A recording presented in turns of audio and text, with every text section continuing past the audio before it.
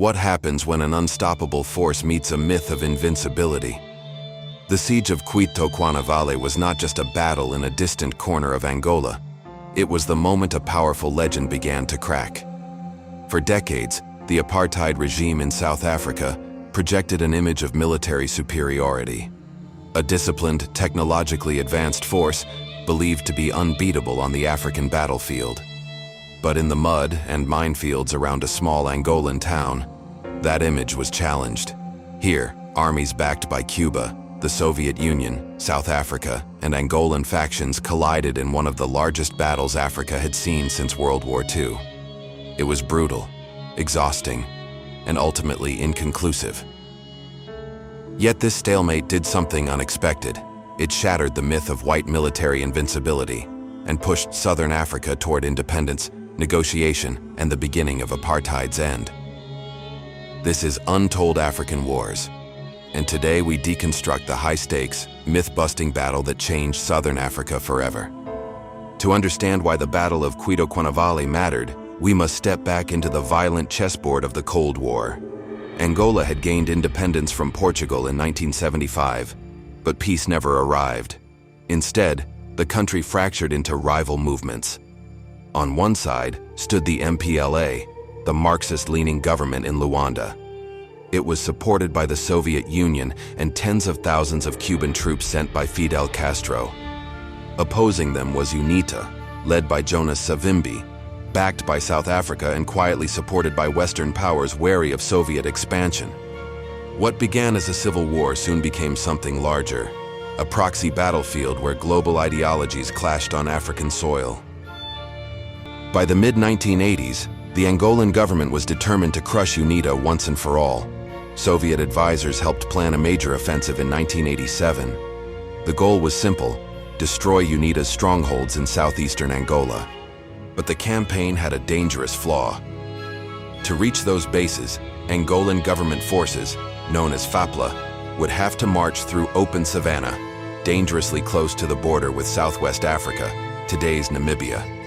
At the time, Namibia was still controlled by apartheid South Africa, and Pretoria had no intention of allowing a Soviet-aligned victory on its doorstep.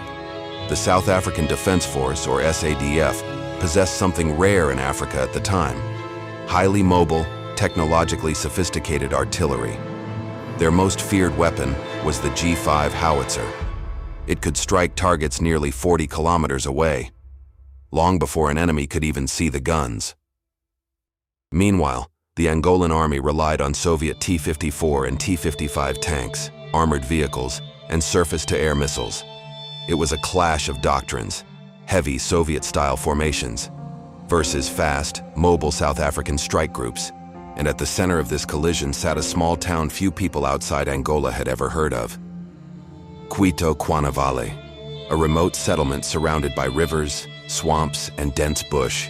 Strategically, it was a gateway. If the Angolan army captured UNITA territory from here, they could crush the rebellion. If South Africa stopped them, the entire offensive would collapse. The stage was set for one of the most consequential battles in African history. The fighting began in September 1987 near the Lomba River. Angolan brigades advanced in large armored columns.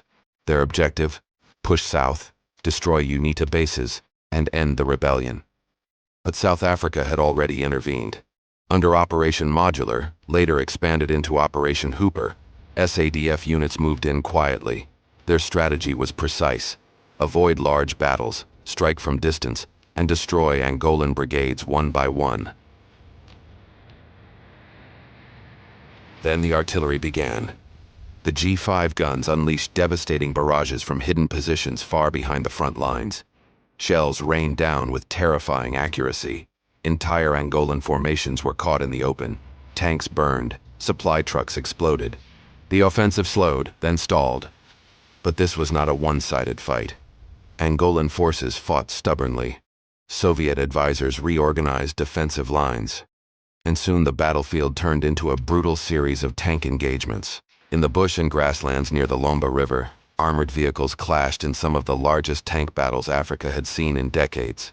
Columns of T-55 tanks attempted to push forward, South African mechanized units maneuvered quickly to flank them. Minefields, ambushes, and artillery traps turned the battlefield into a deadly maze. Several Angolan brigades were badly mauled. Thousands of soldiers retreated eastward. Eventually, the surviving units pulled back toward a defensive stronghold, Cuito Cuanavale. Now the town became the new front line. The South Africans and UNITA fighters pursued them. If the town fell, the entire Angolan campaign would collapse. But holding it would require something extraordinary. Because the psychological pressure on both sides was immense. Soldiers slept in trenches as artillery thundered day and night. Convoys moved only under darkness. Every road was mined. Every tree line could hide an ambush. Weeks passed, then months. The war was grinding into a siege, and soon, a new player would change everything. In Havana, Fidel Castro watched the battlefield closely. For Cuba, Angola was more than an ally. It was a symbol of international solidarity, and if the MPLA government collapsed, decades of Cuban effort in Africa would be undone. So Castro made a bold decision. He would escalate. Dramatically. Thousands of elite Cuban reinforcements were sent to Angola. Alongside them came advanced equipment, including MiG-23 fighter jets. These aircraft were faster and more heavily armed than most planes previously used in the conflict. Until then, the South African Air Force had enjoyed relative freedom in the skies. But that balance was about to change. Cuban pilots began flying aggressive patrols. Soon they challenged South African aircraft directly. The air war intensified. At key moments, Cuban MiGs managed to contest airspace over the battlefield. This forced South African commanders to reconsider their tactics. Air superiority was no longer guaranteed, and the arrival of Cuban forces brought something else. Numbers. Large numbers. Cuban engineers fortified the defensive perimeter around Cuito Cuanavale. Minefields stretched for kilometers. Artillery batteries multiplied. Fresh infantry reinforced exhausted Angolan units. What had once been a retreating army was now turning into a fortified fortress. But Castro had an even bigger plan. While defending Cuito Cuanavale in the east, Cuban forces launched a massive westward maneuver. Armored columns advanced toward the Namibian border. This move carried enormous strategic risk. If the fighting expanded, South Africa might face a broader war across the region. Suddenly, the battle was no longer about one town. It was about the balance of power across southern Africa. By early 1988, the battle reached its most intense phase. South African and UNITA forces attempted repeated assaults on defensive positions near the Tumpo Triangle east of Cuito Cuanavale. But the terrain was unforgiving. Rivers, marshland, and dense minefields. Each attack faced heavy artillery and entrenched defenders. Progress became painfully slow and costly. South African units managed tactical successes, but they could not capture the town. Meanwhile, Cuban and Angolan forces suffered heavy losses defending it. Both sides claimed victory. Both sides buried their dead. And gradually a realization emerged. Total victory was impossible. The battlefield had reached a deadlock, but politically, that deadlock carried enormous consequences. For the first time, the South African military, long feared across the region, had been stopped. Not decisively defeated, but stopped, and that mattered. The myth of invincibility had been cracked. For liberation movements across Africa, the psychological impact was immense. For Pretoria, the strategic calculation was shifting. Continuing the war carried growing costs. And the Cold War itself was beginning to change. Behind the scenes, diplomats began urgent negotiations, not on the battlefield, but thousands of kilometers away, in New York. The stalemate at Cuito Cuanavale pushed all sides toward diplomacy. In 1988, negotiations involving Angola, Cuba, South Africa, and the United States produced a breakthrough. The agreement linked several major decisions together. Cuban troops would gradually withdraw from Angola. South Africa would implement United Nations Resolution 435. That resolution called for the independence of Namibia. In 1990, Namibia became a sovereign nation.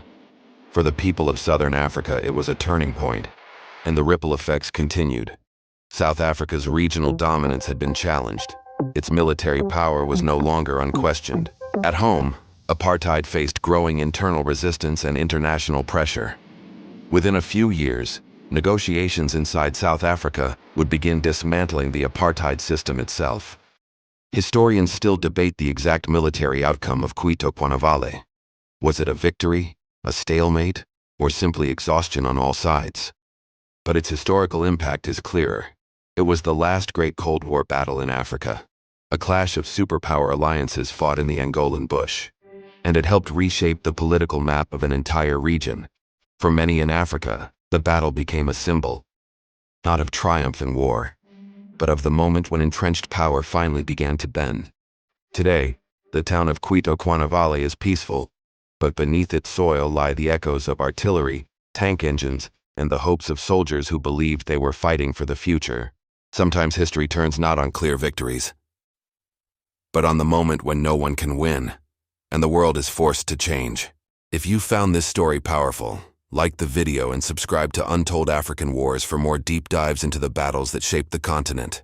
And tell us in the comments, which African conflict should we explore next?